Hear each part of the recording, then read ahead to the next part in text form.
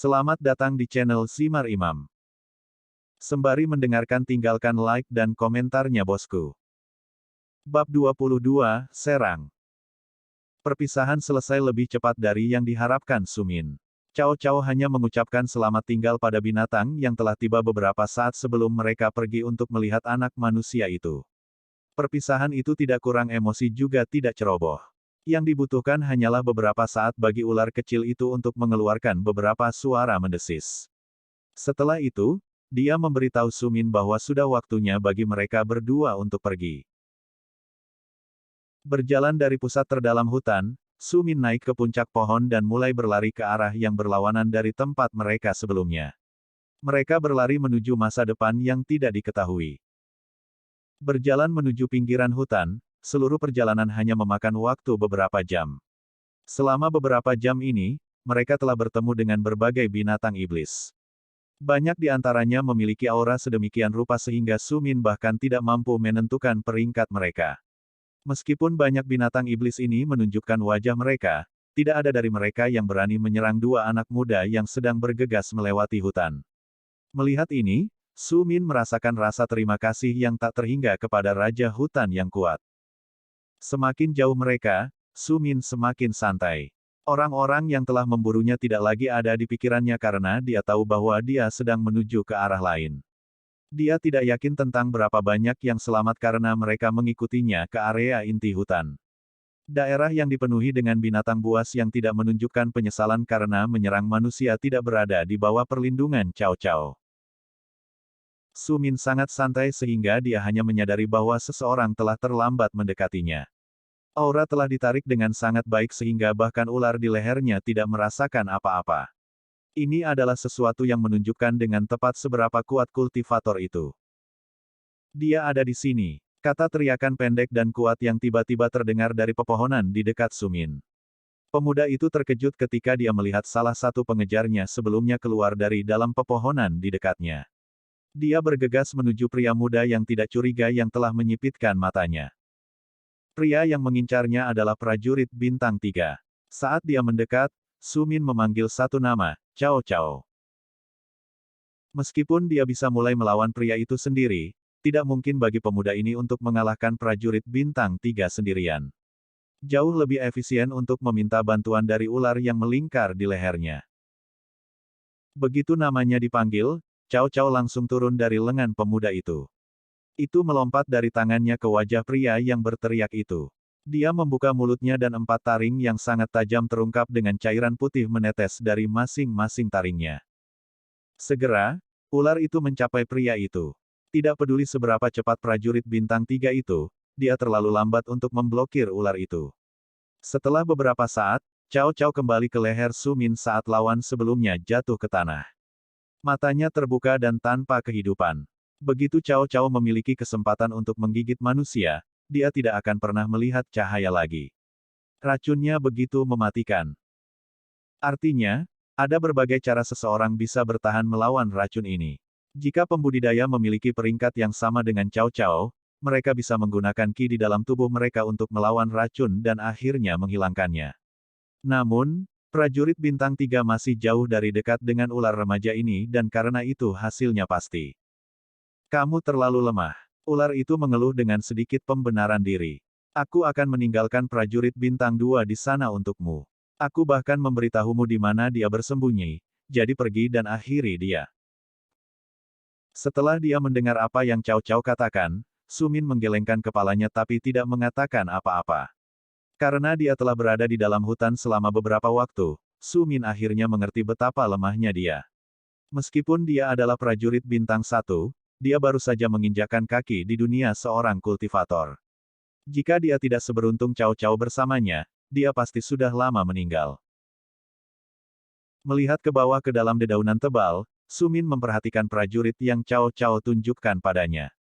Saat Sumin melihat prajurit ini, mudah untuk melihat bahwa dia sedang menunggu pemuda itu lewat sehingga dia bisa melancarkan serangan. Melihat ini, matanya yang gelap menjadi lebih gelap. Sebuah kerutan muncul di antara alisnya saat seringai muncul di bibirnya. Setelah melihat bahwa pria ini sedang menunggu penyergapan, Sumin memutuskan untuk membalas budi. Dia perlahan-lahan mengumpulkan ki yang telah dia habiskan bertahun-tahun untuk disempurnakan ke dalam tubuhnya sebelum dia mengambil sikap yang dibutuhkan untuk pancuran giok bersinar. Di belakangnya, ribuan bintik cahaya tembus cahaya muncul. Begitu mereka muncul, mereka menembak ke arah prajurit di semak-semak tebal di bawah tanah. Beberapa saat kemudian, ribuan pecahan ki yang seperti batu giok melesat ke semak-semak. Jeritan kesakitan bisa terdengar saat pria itu bergegas keluar. Darah mengalir dari tubuhnya karena luka kecil yang tak terhitung jumlahnya telah dibuat di kulitnya. Melihat pria itu, Su Min melompat lebih dekat ke arahnya di puncak pohon yang tebal. Dia menyembunyikan dirinya dengan kemampuan terbaiknya saat dia melihat ke bawah pada pria di bawahnya. Menghunus pedangnya tanpa mengeluarkan suara, Su Min berhenti tepat di atas prajurit bintang 2. Matanya sepenuhnya terfokus pada pria di bawah ini. Ekspresi wajahnya menjadi dingin. Menghitung sampai 10 dalam pikirannya, Su Min akhirnya melompat turun dari pohon yang tinggi. Setelah meminjam kekuatan jatuh dan memegang pedang di tangannya, Su Min dengan cepat tiba di depan pria itu. Dia mengayunkan pedang dengan sekuat tenaga saat otot-otot di lengannya menonjol. Pria itu tidak pernah memiliki kesempatan untuk mengatakan sepatah kata pun sebelum tubuhnya terpotong menjadi 2 bagian. Begitu Su Min mendarat di tanah, banyak ahli muncul saat mereka semua bergegas menuju bocah itu. Tangkap dia. Dia tahu di mana harta itu. Jangan biarkan dia pergi. Tiba-tiba, berbagai macam teriakan bisa terdengar di seluruh pinggiran hutan. Banyak pria melompat ke arah anak laki-laki yang berdiri di tengah hutan. Pria berikutnya yang mencapainya juga dipotong menjadi 2. Pertahankan dirimu, aku akan mencoba menghadapi sebanyak yang aku bisa. Cao Cao berkata dengan suara sembrono saat dia tiba-tiba menjauh dari Su Min. Dia meninggalkannya sendirian melawan 3 prajurit bintang 1 dan 2 yang mendekat. Melihat ketiga prajurit itu, mata Su Min menjadi dingin. Dia langsung menargetkan 2 prajurit bintang 1. Meskipun dia hanya seorang prajurit bintang 1, Wang Li telah menghabiskan banyak waktu untuk melatih tubuhnya dan kekuatan fisiknya dapat menyaingi prajurit bintang 2. Ini terlihat saat dia memegang pedang lebarnya dengan kedua tangan. Sebuah tebasan lurus membuat warrior lain terbelah 2. Matanya sudah lama kehilangan pandangan hidup sebelum tubuhnya merosot ke tanah. Melihat bagaimana Su Min dengan mudah melepaskan salah satu dari 3 prajurit, 2 lainnya merasa kepala mereka mati rasa ketika mereka melihat prajurit bintang 2 yang telah dipotong menjadi 2. Pada awalnya, mereka mengira serangan itu berhasil karena pemuda itu telah menyelinap ke dalam prajurit dan menggunakan kekuatan jatuhnya untuk memberikan luka yang menghancurkan. Setelah melihat mayat prajurit bintang 1 yang jatuh di bawah pedangnya, sepertinya itu bukan lagi kebetulan. Kedua prajurit itu menghentikan langkah mereka dan melihat dengan hati-hati ke arah pemuda itu sebelum mereka maju beberapa langkah pada suatu waktu. Saat kedua prajurit ini maju perlahan, Cao Cao terbang ke sana kemari dan menyerang prajurit satu demi satu. Siapapun yang memutuskan untuk datang ke tempat terbuka yang sangat kecil itu akhirnya mati. Setelah melihat ini, para prajurit di luar tempat terbuka itu tetap di belakang. Mereka yang telah masuk sudah lama lupa menangkap pemuda itu. Mundur untuk tetap hidup adalah fokus utama mereka. Semua orang selain 2 prajurit di depan Su Min tahu bahwa melarikan diri tidak mungkin.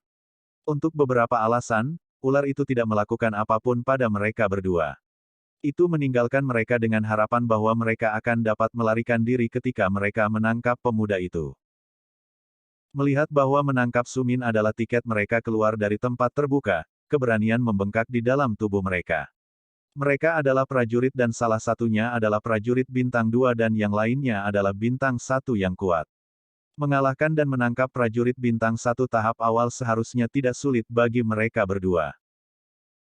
Melihat kegilaan muncul di mata kedua prajurit saat mereka melihat rekan mereka terbunuh, Su Min mengerti bahwa dia hanya memiliki satu kesempatan untuk melawan. Para prajurit yang tersisa semuanya bersembunyi dan tidak ada cadangan yang tersedia.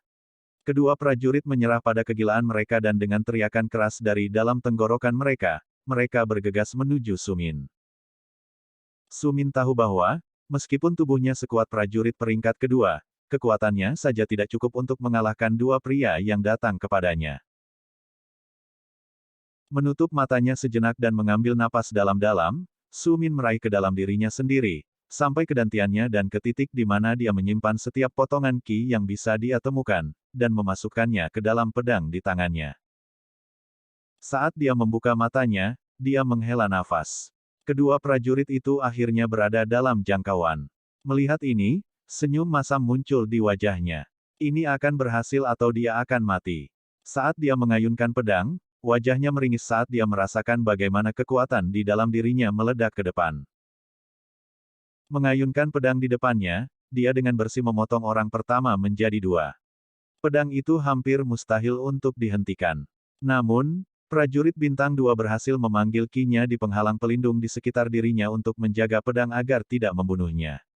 Tapi, kekuatan itu masih membuatnya mundur 5 langkah. Melihat ini, Su Min tidak bisa menahan diri untuk tidak menggertakkan giginya. Prajurit bintang 2 itu tetap di belakang dan terpana oleh kenyataan bahwa dia telah dipaksa mundur oleh seorang kultivator yang lebih lemah dari dirinya sendiri. Namun, di sini dia dipaksa mundur 5 langkah. Kulitnya agak pucat yang tidak seperti sebelumnya.